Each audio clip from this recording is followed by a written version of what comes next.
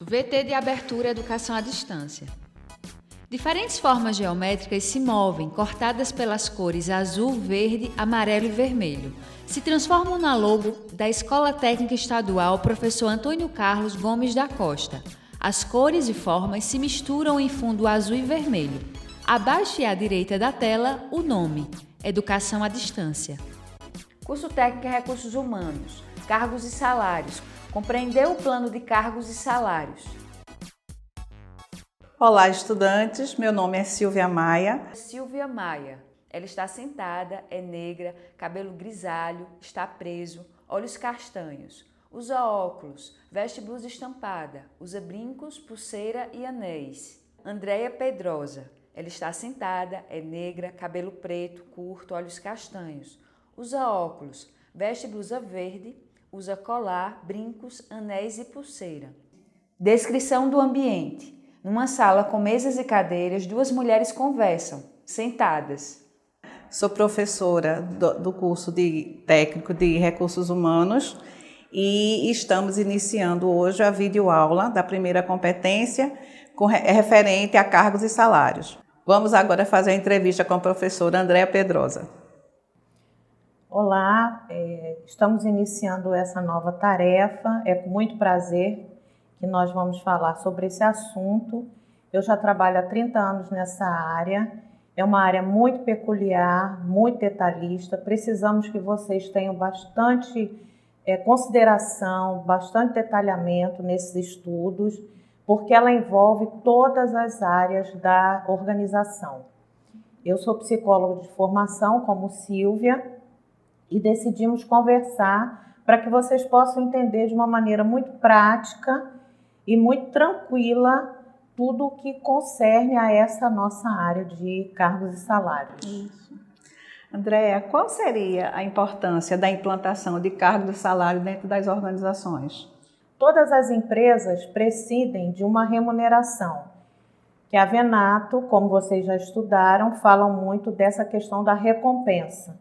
Todo profissional precisa ter uma recompensa do serviço prestado, seja ele prestado em termos de qualificação enquanto trabalhador, seja ele prestado em termos de prestação de serviço como pessoa jurídica e até mesmo de cooperados e autônomos, que essa é uma realidade que hoje está no país.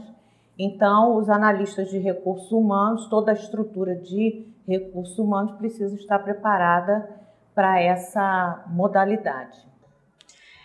Como iria se dar a diferença assim, de uma empresa pública para uma empresa privada, a implantação desse processo? A diferença básica, ela está referenciada à legislação. Tudo o que se possa fazer em termos legais vai ser feito tanto na empresa pública quanto na empresa privada. A diferença é que na empresa privada nós temos condições de desenvolver a qualificação para que o profissional ele tenha diferenças em crescimento. Na empresa pública, tudo tem que estar muito amarrado no plano de cargos e carreiras. Então, por exemplo, um professor, um guarda municipal, um policial civil, ele tem que ter passado por determinados procedimentos para que ele possa avançar no cargo e ter uma remuneração melhor. Então, imaginemos uma professora que ela tenha 20 anos de docência, ela vai ter gratificações, por exemplo, por estar assumindo cargos na área da administração escolar. Na área privada, nós não precisaríamos ter alguns elementos como nós temos na área pública. Por exemplo, na área dos militares, você sabe que você tem que fazer uma seleção e um soldado, ele não passa a comandante se ele não tiver a qualificação. Existe todo o encarreiramento. Essa é a diferença principal. Uhum. O cargo é diferente da função? É, totalmente diferente. Qual seria essa diferença? As funções, elas são, na verdade, as qualificações daquilo que o sujeito vai fazer, que ele vai praticar no dia a dia. Por exemplo, nós somos professoras, então O nosso cargo é o cargo de professor, mas as nossas funções são elaboração de aula, organização de questionários, organização de avaliações,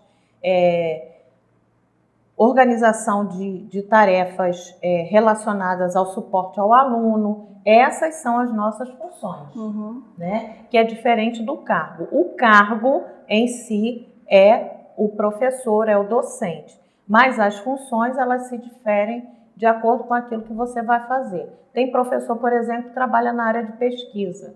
Ele não interage dando aulas, ele dá suporte nos momentos de pesquisa, principalmente nas universidades. No modelo tradicional de uma empresa, como é que se dá o cargo e salário? Ele se dá de uma forma bastante linear, é bastante fechado, bastante claro, existe todo um provisionamento muito fechado para que os cargos e os salários tenham uma base.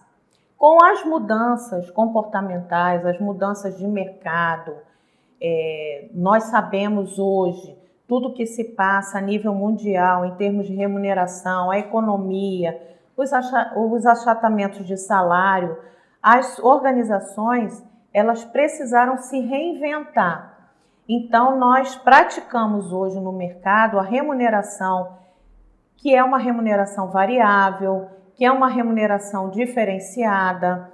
A nivelação dos cargos e salários, ela não corresponde mais àquela postura fechada.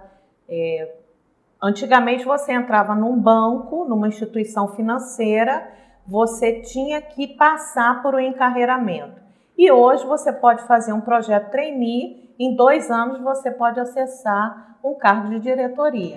Essa é a principal diferença, é você dar realmente ao ser humano, ao profissional, condições para que ele possa crescer e evoluir e, obviamente, a empresa vai evoluir com isso também. Com certeza. E como é que existe, assim, dentro da empresa, funções, cargos com diferentes funções? Infelizmente, a maior parte das organizações, sejam elas pequenas ou de grande porte, públicas ou privadas, elas não têm esse cuidado, esse detalhamento. Elas ficam muito presas na questão da remuneração, no que concerne a questão legal. Mas é importante que a gente faça uma análise e um detalhamento de funções. É óbvio que você, numa empresa, você precisa absorver conhecimento para você estar apto a trabalhar nas áreas. Não é nada bom quando você chega num lugar em que a pessoa fala para você, olha, eu não posso lhe atender porque fulano não veio hoje. Isso não é bom. Mas as empresas precisam se organizar para que a gente possa prover a área de treinamento e desenvolvimento, para que a gente possa prover a área de recrutamento e seleção, as avaliações de desempenho. Então, isso tudo passaria por essa classificação e essa análise de cargos. Muitas vezes, alguns profissionais, eles mesmos não sabem falar, não sabem definir aquilo que eles são capazes de fazer. Então, daí a importância de fazer essa análise e essa classificação. Andréa, por que a teoria de Maslow é tão importante dentro das empresas? Então, Maslow, ele categorizou, né, ele nos demonstrou que existe uma categorização que é muito necessária para que a gente possa imputar às pessoas, profissionais e pessoas em geral, as suas necessidades. Então, por exemplo, uma família, né, hoje, que tem um profissional trabalhando num município distante, a 50 quilômetros do centro da região metropolitana do Recife. Essa família, ela fica preocupada com o deslocamento desse profissional. Maslow fala disso quando ele fala da segurança. É importante que o provedor dessa família, ele saia e entre em casa em segurança, que ele traga a sua remuneração, que ele trabalhe em paz, que ele consiga desenvolver bem o seu trabalho, que ele tenha condições, quando Maslow fala das condições higiênicas, que ele tenha condições de ter uma boa alimentação, que ele tenha condições de acesso a um lugar, a um ambiente refrigerado, a um ambiente seguro, né? Que ele tenha condições de fazer suas necessidades fisiológicas.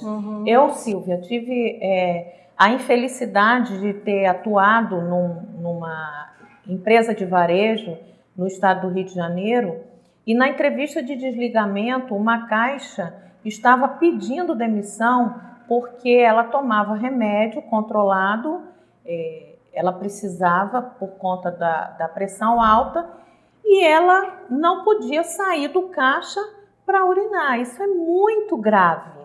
Isso é muito grave. A teoria é clara. E a prática também. As pessoas precisam ter condições de ter uma vida digna. E não era digno não deixar essa moça sair para fazer sua necessidade fisiológica. Isso é o básico. A gente não precisa fazer pós-graduação para entender isso. Né? Andréa, quais os exemplos você pode dar da área pública com relação ao cargos e salários? Olha, nós temos acesso a várias empresas públicas e de capital misto que elas fazem um excelente trabalho na área de cargos, salários e remuneração. Por exemplo, uma das tarefas que nós temos ao longo da competência é trabalhar em cima do case dos Correios. Os Correios têm uma excelente qualificação na área de cargos e salários, inclusive na região metropolitana do Recife há alguns anos, os trabalhadores fizeram greve pleiteando mudanças na área de saúde, porque eles acatavam que tinham um bom salário, acatavam que tinham boas condições de trabalho, mas eles não estavam satisfeitos com a prestação de serviço na área de saúde. Eles queriam melhora. E quando a gente fala em cargos e salários, a gente fala em remuneração, não é o só salário, não é só o dinheiro que a pessoa leva para casa no final do mês. Na verdade, ela tem toda uma contextualização de saúde, de segurança, né? E a interferência de uma colocação como essa, de você ter um bom plano de saúde, ela é fundamental, né? Principalmente para esse quadro econômico que a gente passa pelo país hoje. E nesse momento de crise, como isso pode interferir diante das empresas? Interfere completamente. Por exemplo, no caso da Petrobras, nós temos um caso bem específico, bem contemporâneo. A Petrobras ela tem um plano, né, de participação em lucros. Todos os profissionais eles estão habilitados a receber esse plano. E por um erro estratégico do RH, em determinado momento, esse repasse não foi feito aos profissionais. Qual é a decorrência disso? Existe já uma demanda judicial, os trabalhadores estão pleiteando essa equiparação, esse pagamento do plano que não foi pago, de participação em lucros, e as pessoas vão receber um dinheiro muito grande por um erro que poderia ter sido visto e ter sido reabilitado na época. Isso impacta claramente na economia. Um outro caso é que nós temos o salário mínimo vigente no país. Vários estados têm salários diferentes, isso é uma questão legal. E aí, infelizmente, algumas empresas usam do subterfúgio de pagar aos seus colaboradores pelo menor valor, que é o valor de salário mínimo. Isso acaba influenciando na economia, porque se a economia não é ventilada com a remuneração dos trabalhadores, o seu José da padaria ele não vai ter a remuneração dele, né? A pessoa que faz a escolinha do bairro, ela não vai ter condições de crescimento. Então, os salários, as remunerações, elas operam muito dentro dessa qualificação da economia do mercado. Ok, obrigada, Andréa, por tua participação. Estamos concluindo agora a competência 1, com essa rica entrevista que a Andrea nos proporcionou, e estamos pedindo a vocês, estudantes, por gentileza, que participem do AVA, façam suas questões nos desafios. Os vídeos estão riquíssimos em detalhes e, por gentileza, gostaríamos que você tivesse uma participação extremamente ativa no dia a dia. Tem que mexer em alguma coisa? Participem dos fóruns. Nós temos uma equipe de professores altamente habilitados, pessoas de mercado, pessoas atuantes realmente na área de recursos humanos. É muito importante para nós o feedback de vocês, dar atenção a vocês, conversar com vocês na aula virtual, nos fóruns, nos desafios, e estamos aqui para dar a vocês o nosso melhor. Esperamos vocês e agradecemos. Muita paz e sucesso. Obrigada a todos. Som direto, Manuel Moura. Imagens, Manuel Moura. Audiodescrição, Jonara Medeiros Siqueira. Direção de arte, Victor Lins. Edição, Danilo Albuquerque. Professor autor, Silvia Maia, Andréia Pedrosa. Design educacional, Deisiane Gomes Vazante. Coordenação do curso, Luciane Pereira. Coordenação executiva, George Bento Catunda. Renata Marques de Otero. Coordenação geral, Maria de Araújo Medeiros Souza. Maria de Lourdes Cordeiro Marques. Videoaula produzida em setembro de 2019. Conteúdo produzido para os cursos técnicos da Secretaria Executiva de Educação Integral e Profissional, em convênio com o Ministério da Educação, Rede ETEC Brasil.